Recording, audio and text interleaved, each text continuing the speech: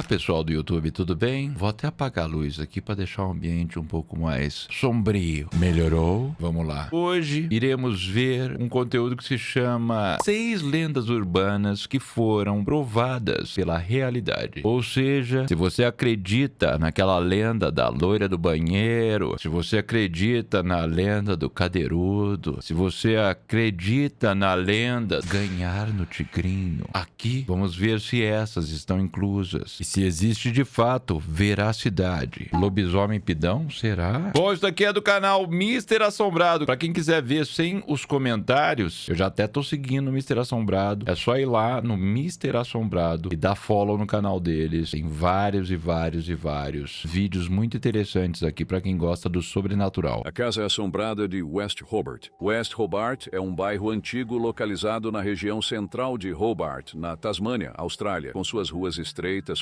construções antigas e um clima... Essa construção aqui não é na Austrália, não. Isso daqui não é naquele lugar lá na Amityville, que fica nos Estados Unidos. Mas enfim, colocaram para ilustrar. clima naturalmente sombrio, o local acabou se tornando palco de inúmeras histórias sobre fantasmas, aparições e atividades paranormais. Ao longo dos anos, turistas e moradores juraram ter presenciado coisas inexplicáveis, mas, como em muitas dessas histórias, a maioria acabou sendo desmentida por falta de provas. A única história que eu quero saber sobre a Tasmânia é se o diabo da Tasmânia de fato dá aquele monte de piruleio no Taz. Mesmo assim, existe um caso em particular que chamou a atenção e que, surpreendentemente, tinha um fundo de verdade. No final dos anos 1980 e começo dos anos 1990, começaram a circular boatos sobre uma casa em West Hobart que seria tão assombrada que teria enlouquecido os próprios moradores. Amityville, se eu não me engano, era na década de 70, que vimos no vídeo ali do outro canal que a gente reagiu na semana passada. Essa casa que apareceu não é aqui na Austrália, a não ser que tenha duas construções igual, daí a gente já sabe que é um problema de arquitetura, porque não é possível. Toda casa que tiver janela assim tristinha, você já sabe que é assombrada. O medo tomou conta da vizinhança e muitos moradores faziam questão de manter distância daquele endereço misterioso. Meses depois, as autoridades resolveram investigar o caso e, aos poucos, descobriram o que realmente estava acontecendo. De fato, os moradores pareciam estar perdendo a sanidade, mas o motivo não tinha nada a ver com fantasmas ou espíritos. A verdadeira causa era uma planta chamada datura que havia crescido sobre as árvores próximas à casa. Datura? Planta que é essa? Deixa os outros loucos? Olha que legal. Alexa, o que a planta datura faz? Puxa, eu não sei te responder isso. Obrigado, Alexa. Pelo menos você mudou a resposta. Antes não sei como posso ajudar. Olha, ela deve estar sobre efeitos também. As folhas dessa planta caíam diretamente dentro da caixa d'água da família, contaminando a água. Sem saber, eles vinham ingerindo pequenas doses todos os dias, o que acabou afetando o sistema nervoso e levando cada um deles a um estado de delírio progressivo. Isso daqui é muito azar. Você saber que tem uma árvore dessa perto da tua casa e você, contaminado, ficou por conta da planta que caía na água que você bebia. Meu Deus, qual que é a chance? A datura pertence à família das solanáceas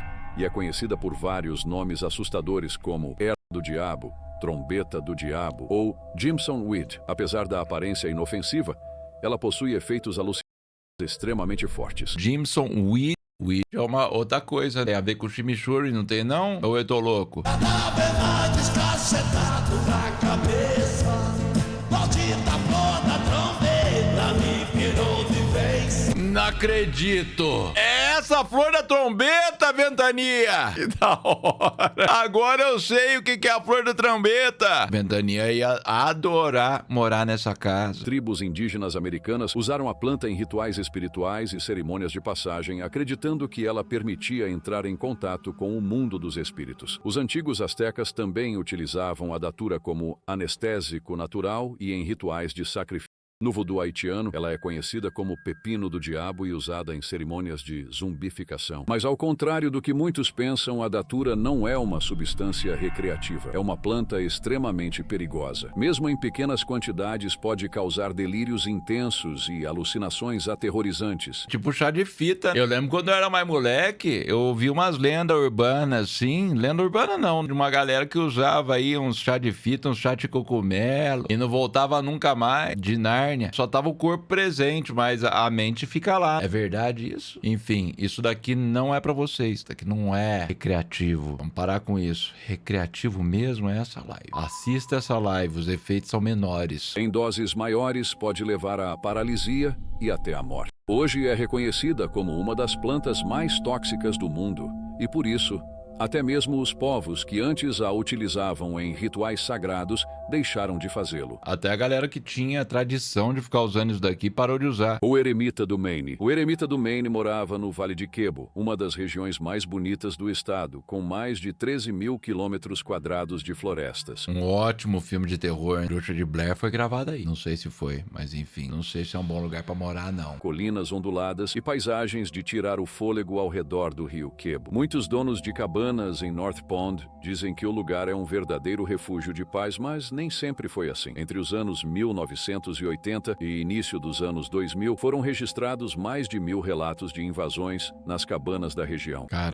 será que é urso? Pode ser, né? Animal selvagem. Mais de 1.000 relatos, cara. Muita coisa. Por décadas, ninguém sabia quem estava por trás dos furtos, principalmente porque aconteciam sempre quando os moradores estavam fora de casa. Com o tempo, os donos de cabanas perceberam um padrão. Os furtos aconteciam antes do Memorial Day e depois do Labor Day. Os itens levados eram variados: alimentos, utensílios de cozinha, livros, botijões de gás e produtos de higiene pessoal. Eu não sei se o urso roubou, não. É muito específico. Será que não é pra hibernar por mais tempo? Itens de sobrevivência, precisa de gás. Mas eu acho que não é isso, não. Deve ser um bandidinho mesmo que visitava nesses períodos. O urso usa desodorante? Não sei, pessoal. O mundo tá mudado. Pode ser que sim. Sem suspeitos concretos, os moradores deram ao ladrão o apelido de Eremita de North Pond, mesmo sem evidências de que todos os furtos fossem cometidos pela mesma pessoa. Apesar de grupos de moradores se aventurarem na floresta em busca do eremita, nunca encontraram nada, aumentando ainda mais o mistério. Que pira, não? Imagina só, mais de 1.000 relatos. O cara nunca foi pego. Ele era gatuno mesmo, galera. Tem gente que tem talento pra isso, pra roubar os outros. Esse daqui foi bom. Em 2002, cerca de 100 moradores participaram de uma reunião e quase todos levantaram a mão quando perguntaram quem já tinha sofrido invasões. A partir daí, o eremita de North Pond se tornou uma espécie de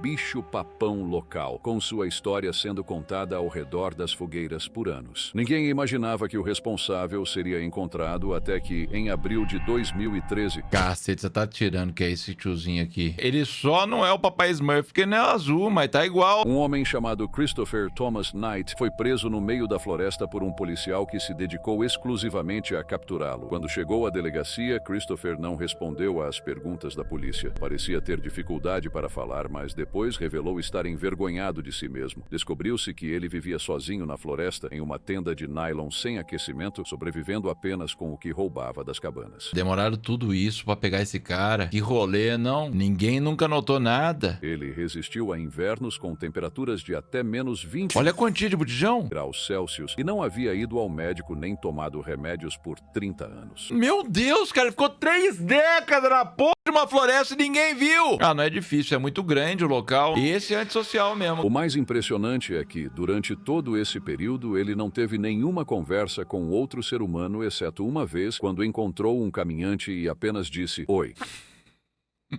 Parece eu. Eu sou assim, saio de casa uma vez por ano. Difícil socializar, que é tipo uma caverna também, só que eu não roubei nada. Ou roubei. Chris havia perdido completamente a noção do tempo. Quando perguntado há quanto tempo vivia sozinho, respondeu: desde o desastre nuclear de Chernobyl, que aconteceu em 1986. Investigações revelaram que ele tinha 20 anos quando decidiu se isolar, poucos anos depois de terminar o ensino médio. Isso daqui é inacreditável demais. E olha que lenda urbana foda. Porque assim, você não vê muitas pessoas que se isolam nesse nível. O cara, ele não tava numa ilha. Ele não é tipo o Wilson. Você lembra do Tom Hanks? Que tinha uma bolinha e ficava na ilha? Não é tipo isso. Tá no meio da civilização ainda. Ele nunca explicou o motivo real de seu isolamento.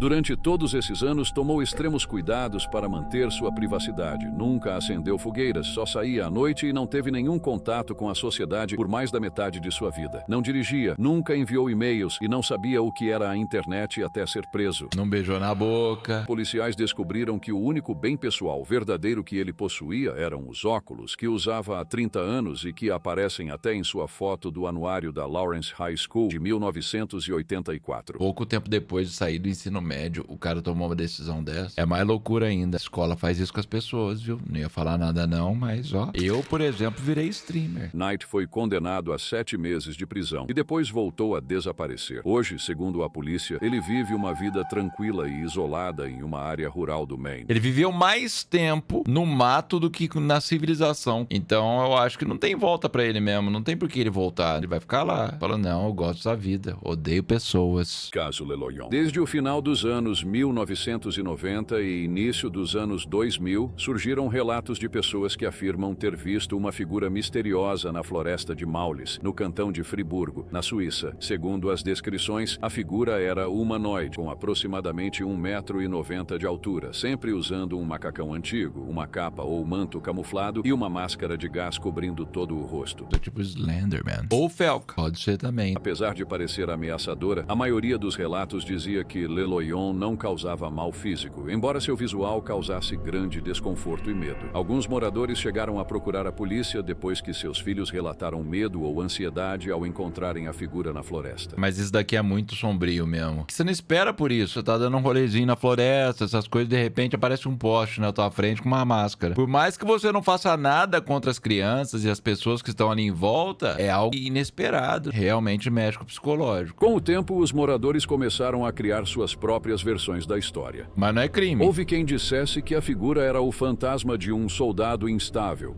enquanto outros acreditavam que se tratava de um extraterrestre. Durante os primeiros anos, Leloyon era considerado apenas uma lenda urbana e não havia provas concretas de sua existência.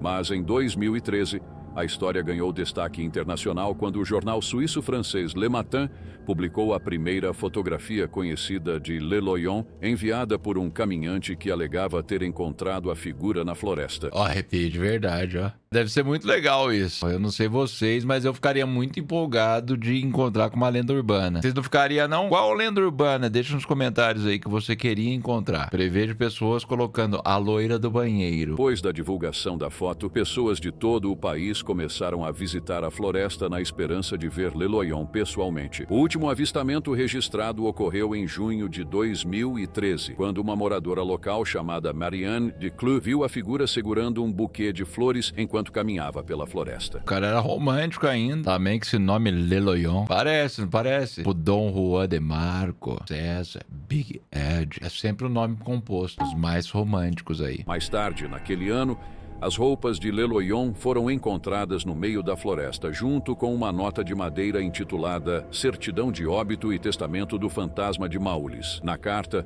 Leloyon expressava indignação com a atenção da mídia, dizendo que sua vida pacata havia sido destruída ao ser exposto publicamente. Ele também mencionava que, por causa da atenção indesejada, precisou abandonar suas caminhadas diárias, que chamava de terapia da felicidade. Após a publicação da carta, muitos concluíram que Leloyon poderia ter tirado a própria vida, embora isso nunca tenha sido confirmado. Eu acho que ele matou a imagem dele, mas tá vivo até hoje. Sacanagem estragar isso dele. Só porque ele andava de capa no meio da floresta com uma máscara de gás. Qual que é o mal que ele fez pra humanidade? Deixa ele. Tadinho. Até hoje, ninguém jamais viu seu rosto verdadeiro. E existem teorias de que ele poderia ser um homem com alguma condição de pele rara ou uma mulher com desfiguração facial, motivo pelo qual usaria a máscara de gás. Faz sentido essa segunda teoria aí. Não necessariamente uma mulher, mas alguém que não tem o rosto aí dos mais belos. Purple Aki, mais conhecido como Aki Roxo. Nos anos 1980 e 1990, começaram a surgir histórias sobre um homem muito musculoso chamado Purple Aki, no noroeste da Inglaterra. A lenda dizia que ele caminhava pelas ruas de Liverpool em busca de jovens fortes e jogadores de rugby, abordando-os de maneira estranha para perguntar se podia sentir seus músculos. Que papinho que é esse? Oi, tudo bem? Tudo? E aí? Como você é forte? Posso sentir teu bíceps? Como assim, tá? Não. Só uma passadinha de mão, vai. Eu sou hétero. Eu também. Eu só sou curioso. Se o adolescente aceitasse, ele apertava os músculos por tempo exageradamente longo e, em seguida, pedia que fizessem agachamentos para avaliar a força das coxas. Calma aí. Eu tô rindo, mas agora é desespero. Que porra é essa? Cara taradaço. Os relatos ainda afirmavam que Purple Aki chegava a pedir para os jovens posarem para ele e, curiosamente, oferecia dicas de treino e alimentação para quem aceitasse a interação. No início, os boatos eram tão absurdos que quase ninguém acreditava. Tem filmagem, todo mundo tá vendo isso daí. Esse cara tem que ser preso. Com o tempo, a história de Purple Aki se transformou em uma lenda urbana, com detalhes cada vez mais exagerados, incluindo rumores macabros de que ele poderia engolir adolescentes inteiros. Escalou de um jeito muito ruim isso daqui. Engoliu os outros. Como assim? Mas ao contrário do que muitos imaginavam, Purple Aki não era apenas uma lenda urbana. Seu nome verdadeiro é Akinwale Arobieke, e ele se tornou uma figura bastante conhecida em várias cidades do norte da Inglaterra. Durante anos, relatos indicavam que ele costumava viajar de trem, muitas vezes carregando uma sacola plástica e abordando jovens com um comportamento que muitos consideravam incomum e intimidante. Esses encontros geraram desconforto em diversas pessoas e,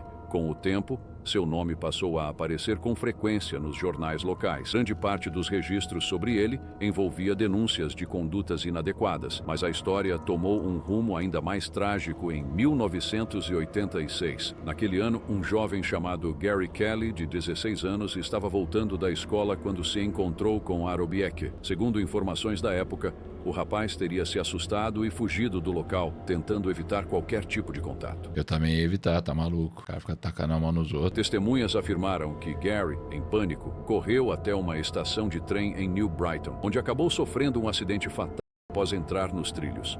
O caso chocou a comunidade e contribuiu para que o nome Purple Aki se tornasse ainda mais cercado de mistério e polêmica. Que isso, olha que tragédia, velho. O moleque morreu pra fugir do cara. Mais uma vez, esse cara deveria estar preso. Por causa dessa perseguição, Arobieke foi condenado por homicídio culposo e por assédio a 14 adolescentes, recebendo 2 anos e 2 meses de prisão. Vambora! Foi só 2 anos? O cara é perigosíssimo. Em 1988, ele entrou com recurso, alegando que a condenação havia sido influenciada pelo fato de ser negro. Pô, mas daí viajou, né? O cara tá se colocando em papel de vítima, sendo que o cara ficava passando a mão em todo mundo, tem até vídeo. Concordaram que não havia provas suficientes de sua responsabilidade direta na morte de Gary, e Arobieke foi liberado, recebendo 3.500 libras de indenização. Ele foi liberado e ainda recebeu indenização? Nossa, cara, que filho bobão. Entre 1988 e 2006, ele voltou e saiu da prisão diversas vezes,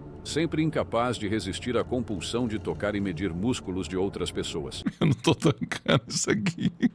Ai, desculpa. É um negócio muito sério. Mas é assim, o narrador falando isso é difícil, cara. Não dá pra tancar. A obsessão do cara. Posso sentir o seu bíceps bem trabalhado, hein? Em 2003, foi preso novamente por 15 acusações de assédio e intimidação de testemunhas, sendo condenado a 6 anos de prisão. Além disso, Isso daqui é sacanagem. Olha a foto que o moleque vai tirar na frente dele.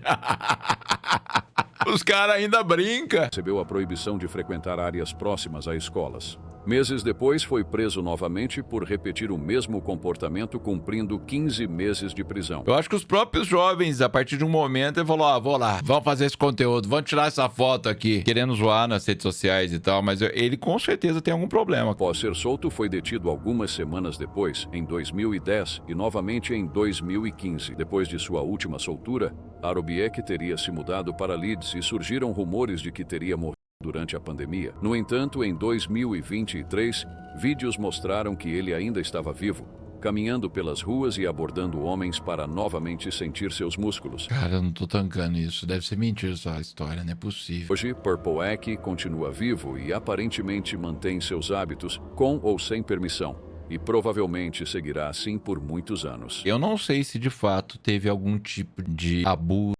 Eu acho que não teve, mas ainda assim não deixa de ser crime. Imagina só, se tivesse autorizado você sair tacando a mão nos outros, sem permissão, sem nada e ainda mais menores de idade. Mas eu acho que ele tem algum tipo de distúrbio e tal. Bunnyman. O Homem Coelho. No início dos anos 1970, moradores de Washington, D.C., Maryland e Virgínia do Norte começaram a relatar encontros assustadores com um homem fantasiado de coelho que supostamente aparecia nos bairros residenciais. mais. Olha, pra você ver o Coelhinho da Páscoa, não achei que ele ia ficar nessas daí, não. Achei que o negócio dele era só o vinho de chocolate mesmo, mas parece que tá nas últimas. Apesar da fantasia parecer inofensiva, o que assustava era que o homem ameaçava crianças com um machado e vandalizava propriedades sem motivo aparente. Os avistamentos eram raros, mas seguiam um padrão. O homem aparecia principalmente em lugares isolados, com poucos testemunhos por perto. Eu acho que toda cidade pequena tem uma lenda urbana de alguém que sai correndo atrás de criança. Inclusive aqui na minha cidade onde eu cresci, tinha um senhor, um velhinho. Toda vez as crianças mexiam com ele. Ele era surdo, consequentemente ele não conseguia falar direito, e ele andava com uma bengala, na verdade um pedaço de pau assim, e ele ia escorando nesse pedaço de pau. Só que as crianças mexiam com ele, cara. Mexia com ele e ele ficava puto da vida. Já deu pau nas crianças e tudo mais, mas porque as crianças mexiam com ele. No final da vida dele, eu acho que na última década de vida dele, ele passava na frente da casa da minha avó, e toda vez ele passava, ele sentava ali no calçada, e minha mãe vinha trazer um pão, um café com leite pra ele. Sabe quando você tem uma pessoa com uma energia muito boa? Era desses. E eu tava sentado ali do lado, ele nunca fez nada pra mim. Nunca fez nada mesmo. As pessoas tinham o hábito de encher o saco dele. Teve outra também que chamava Bernadette. Essa eu nunca mais vi também. Ela andava pra rua e as crianças mexiam com ela, corria atrás das crianças. De tempos em tempos ela entrava em surto, ela aparecia pelada na rua. E era desse jeito, cara. Então eu acredito que grande parte das pessoas que correm atrás de criança é porque de alguma forma são provocadas por elas. Mas sim, existe a possibilidade real de ser um psicopata também e que vai matar criança tudo. A história tem todos os elementos de uma lenda urbana, mas há fatos que inspiraram a narrativa. Com o tempo surgiram várias versões da lenda, incluindo histórias de que o Bunnyman seria um paciente de um asilo que teria escapado e se escondido na floresta, sobrevivendo ao comer coelhos. Cacete, o rapaz era fantasiado de coelho, andava com machado e comia coelho. Olha só, canibalismo na Páscoa. Uma versão popular diz que, em 1904, um asilo próximo à ponte teria fechado após protestos dos moradores. E durante o transporte dos pacientes para outra instituição, um acidente fez com que eles escapassem. Dentre eles, Douglas Jaw Griffon teria se escondido na floresta, e corpos de coelhos mutilados foram encontrados na região, reforçando a ideia de que ele os comia para sobreviver. Negócio macabro, mas será que ele assava o coelho? Porque é normal, dá dó do bichinho, dá dó, mas você tá lá no meio da floresta, você tá caçando pra sobreviver, é assim que a humanidade evoluiu de alguma forma. Ele não só tirava a vida do coelho, simplesmente, igual a gente viu o caso dos moleques lá em Florianópolis, lá, do cachorro, né, do orelha. Aqui tinha um contexto, mas ainda assim, do jeito que ele tá contando, parece que ele os coelhos e comia no vivo. Com o tempo, a história do Bunnyman se espalhou, principalmente durante o Halloween, e a ponte na Colchester Road passou a ser chamada de Bunnyman Bridge. Hoje o local é um ponto turístico para curiosos e fãs de histórias de terror. Mas olha isso daqui, velho. Negócio mais aterrorizante. Parece que esse Papai Noel cringeira que as crianças tiram foto e tá chorando. Olha esse coelhinho da Páscoa, galera. Cacete, se eu visse uma figura dessa no meio da noite, eu ia ficar assustado. Imagina uma criança, traumatiza. Embora os incidentes de 1970 sejam reais, os elementos mais assustadores e sobrenaturais da lenda não têm comprovação. É, isso daqui, inclusive, é Donnie Darko. Filme premiadíssimo aí. Não é premiado, eu não sei se o Donnie Darko tem prêmios, mas é um filme muito aclamado pela crítica cult. Inclusive, recomendo que vocês assistam. O caso Cropsey. Se você voltasse no tempo para os anos 1970 e passasse alguns dias em Staten Island, nos Estados Unidos, provavelmente ouviria falar de uma história assustadora que circulava entre os moradores. A lenda de um homem chamado Cropsey.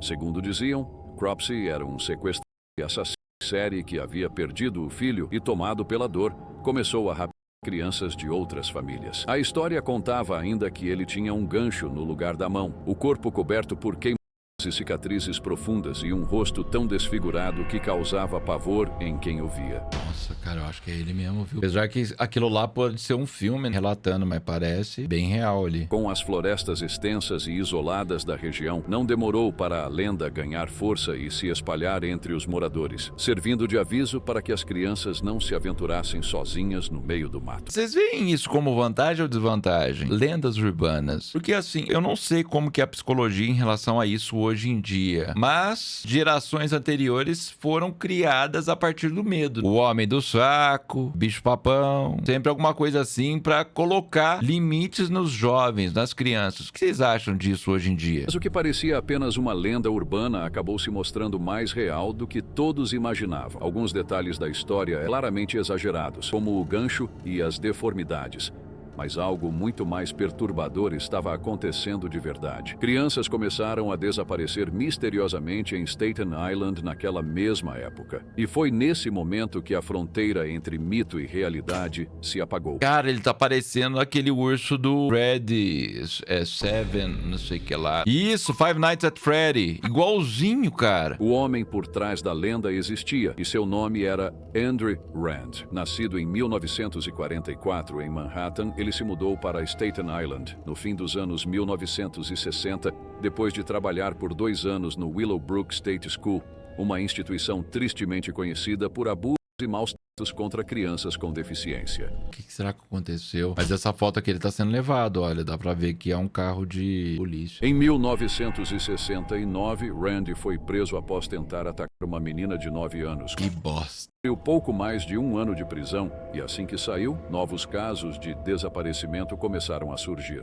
Entre as vítimas estava Alice Pereira, de apenas 5 anos, que sumiu enquanto brincava no saguão do prédio onde morava. Durante toda a década seguinte, Andrew Rand foi o principal suspeito de diversos desaparecimentos de meninas na região. Que isso, será que foi ele, cara? Porque assim, o único caso confirmado até então foi o primeiro que ele foi preso, né? Vamos ver isso daqui. Ainda assim, por falta de provas sólidas, ele sempre acabava voltando às ruas. Em 1983, foi novamente preso depois de levar 11 crianças de um YMCA, comprar comida para elas e tentar levá-las ao aeroporto. Que isso, cara. É o tipo de conteúdo que me deixa realmente, que me dá calafrio. Por esse crime, cumpriu apenas 10 meses de prisão. Cacete, em 88. Ele quis ser 11 crianças e pegou 10 meses de prisão. Você tá de sacanagem. Mesmo com tantas suspeitas, os desaparecimentos continuaram ao longo dos anos 70 e 80. Rand era frequentemente visto com crianças, andando com elas pelas ruas, oferecendo comida ou passeios,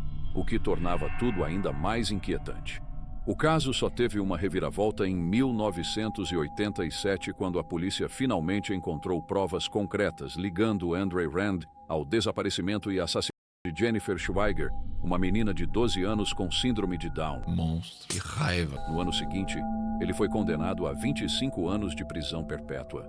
Mais tarde, novas investigações apontaram a ligação de Rand com outros desaparecimentos antigos em Staten Island. Olha só, 25 anos de prisão perpétua, eu não sei se é um erro de tradução, mas eu acho que ele pode recorrer em 25 anos. Mesmo assim, ele só foi formalmente acusado de mais um crime, o sequestro de Holly Ann Hughes em 2004. Essa nova condenação garantiu que ele permanecesse preso por pelo menos mais 13 anos.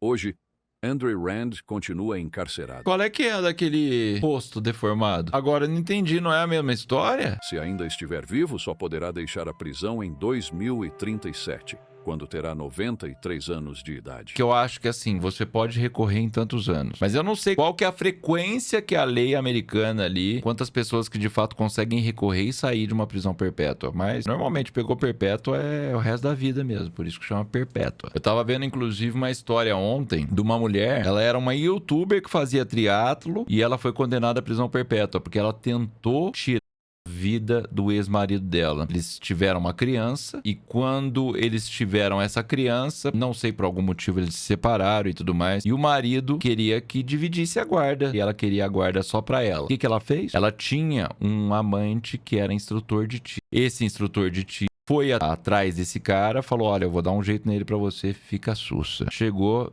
deu tiros e errou os tiros. Obviamente, o cara que sobreviveu, ele foi, conseguiu denunciar. E os dois pegaram perpétua, vocês botam fé? Agora eu não entendi por que os dois pegaram perpétua em relação a isso. Pelo jeito, eu acho que somaram com o fato de que ela queria manipular de alguma forma a decisão do juiz de ter dado a guarda compartilhada pros dois lados. E era isso. Ele pegou perpétua, o cara que atirou E ele só poderia recorrer em 50 anos. E ela pode recorrer em 25 anos, porque ela era mandante do crime. Então, tem essas letras miúdas aí na lei americana sobre a prisão perpétua. E você tem alguma lenda urbana que aconteceu na tua casa? Aliás, na tua cidade? Às vezes na tua casa também. A menina que nunca saía de casa. O menino que comia todas as refeições de colher, assistindo o Cabone. Mas daí não é lenda, é verdade. Ainda que seja terrível. Até o próximo vídeo, não deixe de curtir, comentar e compartilhar.